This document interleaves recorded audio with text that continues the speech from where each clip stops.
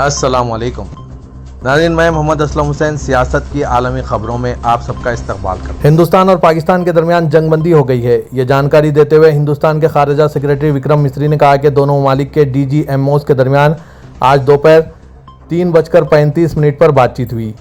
اس میں فیصلہ کیا گیا کہ شام 5 بجے سے دونوں ممالک فضائی، آبی اور زمینی حملے فوری طور پر روک دیں گے۔ آج اس کے ساتھ ہی دونوں ممالک کے درمیان جنگ بندی کا اعلان کر دیا گیا۔ مصری نے کہا کہ 12 مئی کو دونوں ممالک کے حکام آگے کی حکمت عملی پر تبادلہ خیال کریں گے۔ خارجہ سیکریٹری وکرم مسری نے اعلان کرتے ہوئے کہا کہ ہندوستان اور پاکستان کے درمیان جنگ بندی ہو گئی ہے اور اس کا اطلاق آج شام 5 بجے سے ہو گیا۔ پاکستان کے ڈی جی ایم او نے آج ہندوستانی ڈی جی ایم او کو فون کیا۔ دونوں ڈی جی ایم اوز 12 تاریخ کو دوپہر 12 بجے بات چیت کریں گے۔ وزارت خارجہ کے ذرائع کے مطابق ہندوستان اور پاکستان کے درمیان فائرنگ اور فوجی کارروائی روکنے کا معاملہ دونوں ممالک کے درمیان براہ راست گیا ہے۔ پاک ڈی جی ایم او نے آج دوپہر فون پر بات کی۔ اس کے بعد بات چیت ہوئی اور اتفاق رائے ہو گیا۔ امریکی صدر ڈونلڈ ٹرمپ نے اعلان کیا ہے کہ پاکستان اور بھارت نے فوری اور مکمل جنگ بندی پر اتفاق کر لیا ہے۔ امریکی صدر ڈونلڈ ٹرمپ نے اس پیش رفت کو خطے میں امن کی جانب ایک اہم قدم قرار دیا۔ پاکستان کے نائب وزیر اعظم اسحاق ڈار نے سیز فائر کی تصدیق کرتے ہوئے کہا ہے کہ پاکستان امن کا خواہاں ہے، لیکن اپنی خود مختاری اور علاقائی سالمیت پر کوئی سمجھوتہ نہیں کرے گا۔ سابق وزارت خارجہ کے ترجمان کے مطابق سیز فائر کا فیصلہ دونوں ممالک کے ڈائریکٹر جنرل ملٹری آپریشن کے درمیان ٹیلی فونک رابطے کے بعد سامنے آیا ہے۔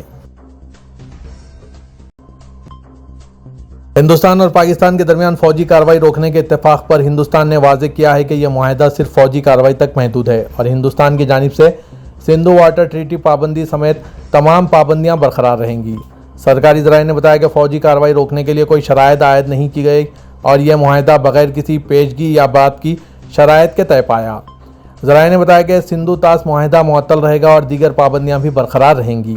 انہوں نے کہا کہ دہشت گردی پر ہندوستان کا نظریہ پہلے جیسا ہی ہے اور اس میں کوئی تبدیلی نہیں کی گئی۔ انہوں نے کہا کہ دونوں ممالک کے درمیان کسی تیسرے فریق کے ساتھ کسی تیسرے مقام پر مذاکرات کے لیے کوئی شرائط نہیں رکھی گئی ہے۔ ہندوستان اور پاکستان کے درمیان جاری کشیدگی کے بیچ پاکستان نے فضائی حدود کل دوپہر 12 بجے تک تمام پروازوں کے لیے بند کر دی ہے۔ میڈیا رپورٹس کے مطابق پاکستان کی فضائی حدود میں ایمرجنسی نافذ کرتے ہوئے کل دوپہر 12 بجے تک فلائٹ آپریشن روک دیا گیا۔ پاکستان ایئرپورٹ اتھارٹی کی جانب سے جاری بیان میں کہا گیا کہ تمام ایئرپورٹس پر فلائٹ آپریشن دوپہر 12 بجے تک معطل رہیں گے۔ اس سلسلے میں باضابطہ نوٹس بھی جاری کر دیا گیا۔ ایئرپورٹ اتھارٹی کا کہنا تھا کہ ملک بھر کے تمام ایئرپورٹس پر ہر قسم کی پروازوں کے لیے بند رہیں گے اور کوئی بھی تجارتی، نجی یا کارگو پرواز اس وقت کے دوران روانہ یا لینڈ نہیں کرے گی۔ اتھارٹی کے مطابق صورتحال پر مسلسل نظر رکھی جا رہی ہے اور پروازوں کی بحالی سے متعلق فیصلہ حالات کے مطابق کیا جائے گا۔ پاکستان ایئرپورٹ اتھارٹی نے بیان میں مسافروں سے اپیل کی کہ وہ سفر سے قبل متعلقہ ایئر لائن سے رابطہ کر کے تازہ ترین معلومات حاصل کریں۔ اس سے قبل ترجمان ایئرپورٹ اتھارٹی سیف اللہ خان نے بتایا تھا کہ پاکستان کے کسی بھی ایئرپورٹ پر فی الحال کوئی آپریشن معطل نہیں کیا گیا اور پاکستان کے تمام ایئرپورٹس پر فلائٹ آپریشن بحال ہے۔ تاہم ہندوستان کی جانب سے پاکستان کے 3 ایئر بیس پر حملوں کی کوشش کے بعد کل تک کے لیے فلائٹ آپریشن معطل کر دیا گیا۔ ایک امریکی جج نے عارضی طور پر کئی وفاقی ایجنسیوں کو صدر ڈونلڈ ٹرمپ کی جانب سے فروری میں سرکاری ملازمین کی بڑے پیمانے پر برطرفیوں کے حکم پر عمل درآمد سے روک دیا۔ کیلیفورنیا کی امریکی ڈسٹرکٹ کورٹ کی جج سوسین ایلسٹن نے آج ہفتوں کی مہلت دی ہے کہ ٹرمپ انتظامیہ کے وفاقی ملازمین کی تعداد کم کرنے کے اقدامات ممکنہ طور پر کانگریس کی منظوری کے متقاضی ہے۔ ایلسٹن نے حکم جاری کیا ہے کہ عدالت کا ماننا ہے کہ صدر کو ممکنہ طور پر کانگریس کے تعاون کی ضرورت ہے تاکہ وہ مطلوبہ تبدیلیاں لا سکیں اور اس لیے بڑے پیمانے پر برطرفیوں کو عارضی طور پر روکنے کا حکم جاری کیا جائے۔ جنوری میں وائٹ ہاؤس واپسی کے بعد سے ٹرمپ نے وفاقی ایجنسیوں کو ہدایت دی ہے کہ وہ وفاقی حکومت کو کم کرنے کے لیے وسیع پیمانے پر ملازمین کی تعداد کم کرنے کے منصوبے تیار کریں۔ انہوں نے 11 فروری کو جاری کردہ ایک ایگزیکٹو آرڈر میں ٹرمپ نے وفاقی بیوروکریسی کی اہم تبدیلیوں کا مطالبہ کیا تھا اور ایجنسیوں کو ہدایت دی تھی کہ وہ غیر ضروری سمجھے جانے والے ملازمین کو نکال دیں۔ گزشتہ ہفتے مزدور یونینوں، غیر منافع بخش تنظیموں اور 6 شہروں اور کاؤنٹی حکومتوں کے ایک اتحاد نے ٹرمپ محکمہ حکومتی کارکردگی اور دیگر وفاقی ایجنسیوں بشمول office of management and budget کے خلاف مقدمہ دائر کیا، یہ دلیل دیتے ہوئے کہ انہوں نے کانگریس کی منظوری کے بغیر بڑے پیمانے پر برطرفیوں کو نافذ کر کے اپنے اختیارات سے تجاوز کیا ہے۔ American federation of government employees کی قیادت میں نے ایک مشترکہ بیان میں جج کے عارضی حکم کا خیر مقدم کرتے ہوئے کہا کہ ٹرمپ انتظامیہ کی غیر قانونی کوشش نے وفاقی حکومت کو دوبارہ منظم کرنے کی کوشش میں ایجنسیوں کو افراتفری میں ڈال دیا ہے، جس سے ہمارے ملک بھر میں فراہم کی جانے والی اہم خدمات متاثر ہوئی ہے۔ چین کی سرکاری خبررساں ANC اور مذاکرات کے قریب 2 افراد نے بتایا ہے کہ چین کے نائب وزیر اعظم ہی لیپنگ نے آج ہفتے کی صبح جنوا میں امریکی وزیر خزانہ اسکاٹ بیسنٹ کے ساتھ مذاکرات کیے، جو عالمی معیشت کو متاثر کرنے والی تجارتی جنگ کو کم کرنے کی جانب ایک ابتدائی قدم تھا۔ ایسے وقت میں جب دنیا کی 2 بڑی معیشتوں کے درمیان درآمدی اشیاء پر محصولات 100% سے بھی زیادہ بڑھ چکے ہیں، ہیسنٹ اور امریکی تجارتی نمائندے جیمیسن گریئر جنوا میں ملاقات کر رہے ہیں۔ یہ تجارتی تنازع امریکی صدر ڈونلڈ ٹرمپ کے گزشتہ ماہ درجنوں دیگر ممالک پر محصولات عائد کرنے کے فیصلے کے ساتھ سپلائی چینز کو متاثر کر رہا ہے، مالیاتی منڈیوں کو غیر مستحکم کر رہا ہے اور عالمی معیشت میں شدید گراوٹ کے خدشات کو بڑھا رہا ہے۔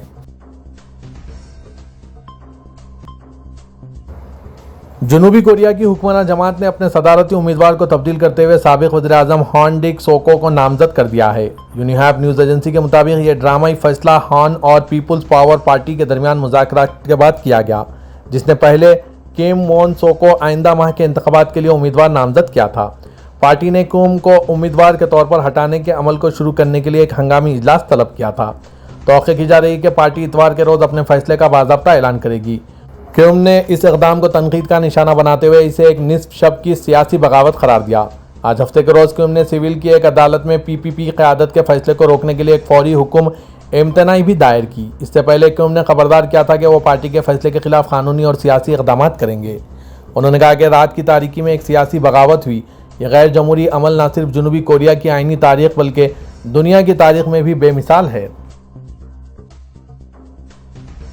سعودی عرب نے ہندوستان اور پاکستان کے درمیان جنگ بندی کا خیر مقدم کرتے ہوئے اس امید کا اظہار کیا کہ یہ معاہدہ خطے میں سلامتی اور بحالی امن کا باعث بنے گا۔ سعودی عرب کی نیوز ایجنسی SPA کے مطابق وزارت خارجہ نے ایک بیان میں مملکت کی جانب سے دانشمندی اور تحمل کا مظاہرہ کرنے پر دونوں ملکوں کی تعریف کی۔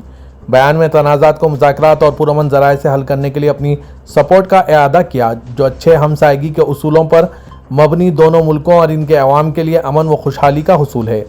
واضح کہ سعودی وزیر خارجہ شہزادہ فیصل بن فرحان نے پاکستانی وزیر خارجہ اسحاق ڈار اور انڈین وزیر خارجہ ڈاکٹر ایس جے شنکر سے علیحدہ ٹیلی فون پر رابطہ کیا۔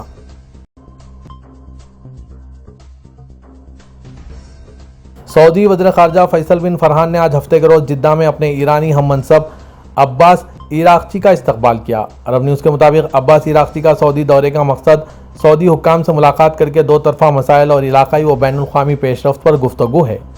ایرانی وزارت کے ترجمان نے آج کہا کہ عباس عراقچی بعد میں قطر کا دورہ کر رہے ہیں، جہاں وہ دوحہ میں ایران عرب دنیا ڈائیلاگ سربراہی اجلاس میں شرکت کریں گے۔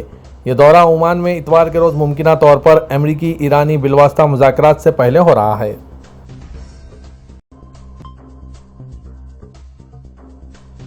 توکلنا ایپ پر رواں سال کے لیے جاری ہوئے حج پرمٹ کو پڑھنے کی سہولت فراہم کر دی گئی ہے۔ وزارت داخلہ نے صدایا پلیٹ فارم کے ذریعے مشترکہ پلیٹ فارم تصریح جاری کیا، جس کے ذریعے مکہ پرمٹ بھی حاصل کیا جا سکتا ہے۔ SPA کے مطابق توکلنا پر فراہم کی جانے والی سہولت سے وہ افراد مستفید ہوں گے جنہیں حج پرمٹ یا مکہ پرمٹ جاری کیا گیا ہے۔ وزارت حج و عمرے کے نسک پورٹل بھی تصریح پلیٹ فارم سے منسلک ہے۔ حج سیزن کے دوران مکہ مکرمہ جانے کے لیے پرمٹ کا حصول لازمی ہے۔ تصریح پلیٹ فارم کے ذریعے حج پرمٹ اور سیزن کے دوران مکہ مکرمہ یا مشاعر مقدسہ میں پیشہ ورانہ ذمہ داریاں ادا کرنے والوں کے علاوہ وہاں رضاکارانہ کام کرنے والوں کے لیے بھی پرمٹ جاری کیے جاتے ہیں۔ علاوہ ازیں گاڑیوں کے لیے بھی مخصوص اجازت نامے ہوتے ہیں، جن کے بغیر گاڑی مشاعر مقدسہ یا مکہ مکرمہ کے بعض علاقوں میں نہیں لے جائی جا سکتی۔ توکلنا ایپ کو app gallery, Google Play app store یا گیلیکسی اسٹور کے ذریعے موبائل فون میں انسٹال کیا جا سکتا ہے، جس کے ذریعے حج یا مکہ پرمٹ بآسانی اپلوڈ کیا جا سکتا ہے۔ پاکستان کے ڈپٹی وزیر اعظم و وزیر خارجہ اسحاق ڈار نے متحدہ عرب امارات کے ڈپٹی وزیر اعظم اور وزیر خارجہ شیخ عبداللہ بن زائد ال نہیان سے آج ہفتے کو ٹیلی فون پر بات کی۔ پاکستان کے دفتر خارجہ سے جاری بیان کے مطابق امارات کے نائب وزیر اعظم شیخ عبداللہ بن زائد نے پاکستان اور ہندوستان کے درمیان فائر بندی کے معاہدے کا خیر مقدم کیا۔ بیان کے مطابق ڈپٹی اسحاق ڈار نے خطے میں امن و استحکام کے فروغ کے لیے متحدہ عرب امارات کی تعمیری سفارتی کوششوں کو سراہا اور ان سے اظہار تشکر کیا۔